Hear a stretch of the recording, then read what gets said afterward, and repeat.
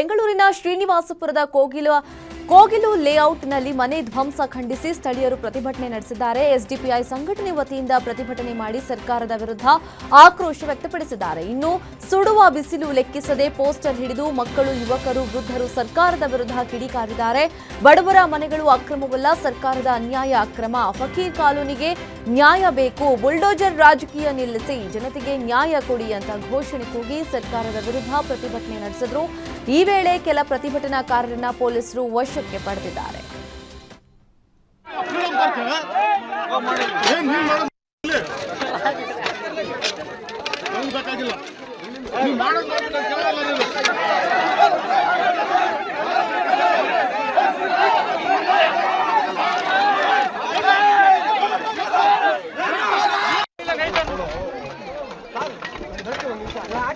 ಮಾತಾಡಿ ಏನಾದ ಅವ್ರ ಮುಂದೆ ಅವ್ರಿಗೂ ತೊಂದರೆ ಕೊಡ್ತಾರೆ, ನಮಗೂ ತೊಂದರೆ.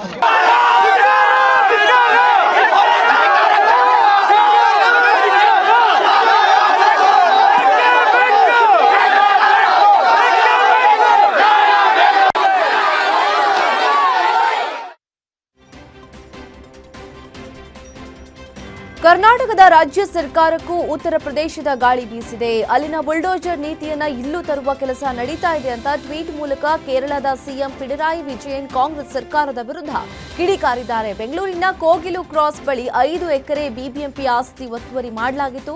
ನೋಟಿಸ್ ನೀಡದೆ ಮನೆ ತೆರವುಗೊಳಿಸಿದ್ದರಿಂದ ನೂರಾರು ಕುಟುಂಬಗಳು ಬೀದಿಗೆ ಬಿದ್ದಿವೆ. ಇದು ಸಂವಿಧಾನ ವಿರೋಧಿ ಕ್ರಮ ಎಂದಿದ್ದಾರೆ. ಸಿಎಂ ಪಿಣರಾಯಿ ವಿಜಯನ್ ಟ್ವೀಟ್ಗೆ ತಿರುಗೇಟು ನೀಡಿದ ಡಿಸಿಎಂ ಡಿಕೆ ಶಿವಕುಮಾರ್, ನಾವು ಬುಲ್ಡೋಜರ್ ಪದ್ಧತಿ ಬಳಸಿಲ್ಲ, ಕಾನೂನು ಪ್ರಕಾರ ಕ್ರಮ ಕೈಗೊಂಡಿದ್ದೀವಿ. ಸರ್ಕಾರಿ ಜಾಗದಲ್ಲಿ ಸ್ಲಂಗಳನ್ನ ಮಾಡಲು ಬಿಡುವುದಿಲ್ಲ. ಚುನಾವಣೆ ಸಂದರ್ಭದಲ್ಲಿ ಪಿಣರಾಯಿ ವಿಜಯನ್ ರಾಜಕೀಯ ಗಿಮಿಕ್ ಹೊಸದಲ್ಲ ಅಂತ ತಿರುಗೇಟು ಕೊಟ್ಟಿದ್ದಾರೆ. The protective senior like Pinarayi should not interfere with such type of affairs. We know Bangalore well.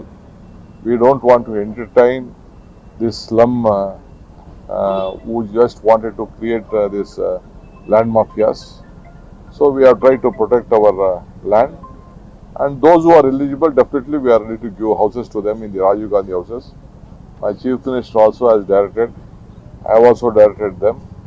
I have submitted a report. Even my leaders from Kerala also have spoken to us.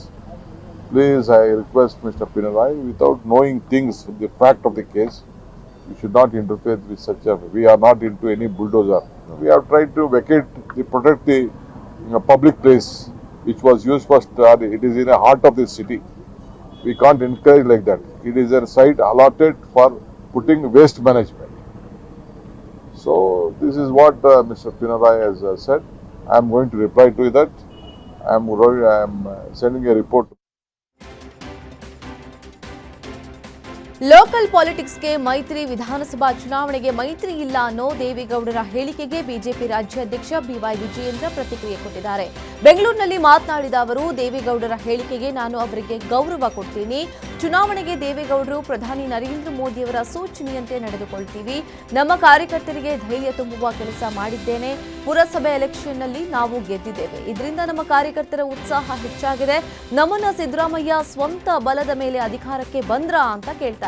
ಹೀಗಾಗಿ 130ರಿಂದ 140 ಸ್ಥಾನ ಗೆದ್ದು ಅಧಿಕಾರಕ್ಕೆ ಬರಬೇಕು ಅಂತ ಹೇಳಿದ್ದೇನೆ ಅಂತ ಹೇಳಿದರು.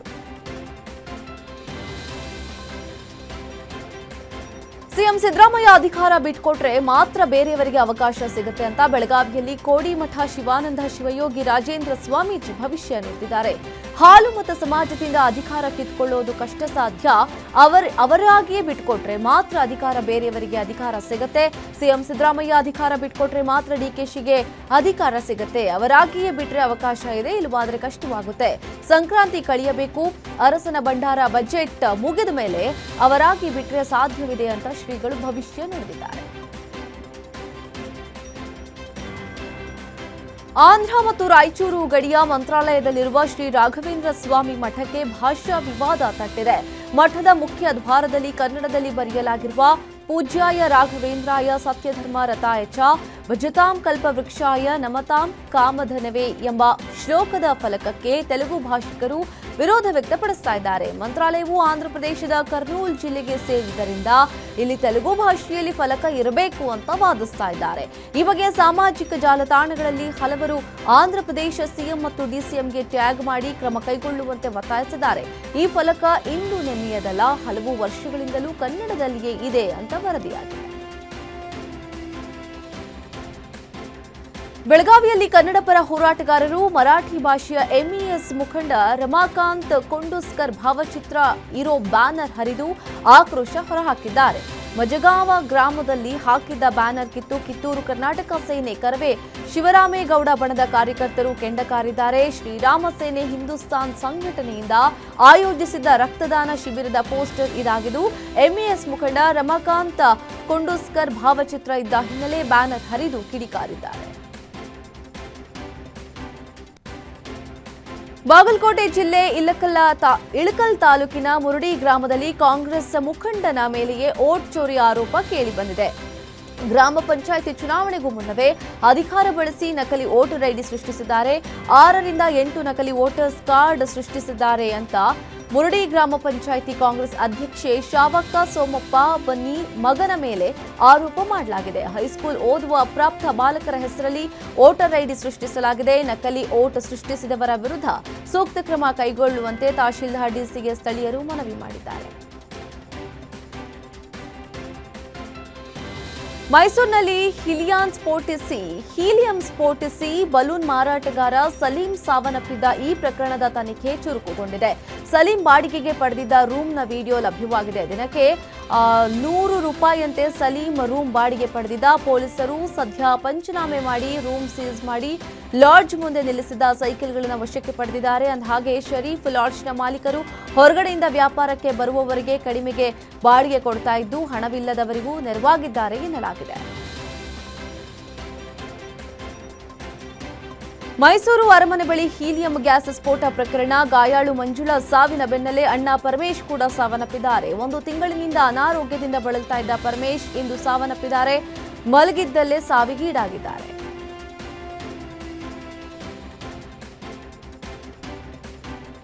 ಅಂಚೆ ಕಚೇರಿ ಸಿಬ್ಬಂದಿಯಿಂದ ಜನರಿಗೆ 2 ಕೋಟಿ ವಂಚನೆ ಪ್ರಕರಣ. ಚಿಕ್ಕಬಳ್ಳಾಪುರ ಜಿಲ್ಲೆಯ ಗೌರಿಬಿದನೂರು ತಾಲೂಕಿನ ಪೋಸ್ಟ್ ಆಫೀಸ್ಗೆ ನುಗ್ಗಿ ಗ್ರಾಮಸ್ಥರು ಪ್ರತಿಭಟನೆ ನಡೆಸಿದ್ದಾರೆ. ಅಂಚೆ ಕಚೇರಿ ಸಿಬ್ಬಂದಿ ರಮ್ಯಾಳಿಂದ 2 ಕೋಟಿ ವಂಚನೆ ಮಾಡಲಾಗಿದೆ. ಕೂಡಲೇ ರಮ್ಯಾಳನ್ನ ಬಂಧಿಸಿ ಹಣ ವಾಪಸ್ ಕೊಡಿಸುವಂತೆ ಸಾರ್ವಜನಿಕರು ಆಕ್ರೋಶ ವ್ಯಕ್ತಪಡಿಸಿದ್ದಾರೆ. ಗ್ರಾಮಗಳಿಂದ ಟ್ರ್ಯಾಕ್ಟರ್ ಮುಖಾಂತರ ಬಂದು ಪೋಸ್ಟ್ ಆಫೀಸ್ ಮುತ್ತಿಗೆ ಹಾಕಿದ್ದಾರೆ. ಗೌರಿಬಿದನೂರು ಕಚೇರಿಗೆ ಭೇಟಿ ಕೊಟ್ಟ ಎಂಎಲ್ಎ ಪುಟ್ಟಸ್ವಾಮಿ ಗೌಡ ಮುಂದೆ ಮಹಿಳೆಯರು ಕಣ್ಣೀರು ಹಾಕಿ ನಮ್ಮ ಹಣ ವಾಪಸ್ ಕೊಡಿಸುವಂತೆ ಅಳಲು ತೋಡಿಕೊಂಡಿದ್ದಾರೆ.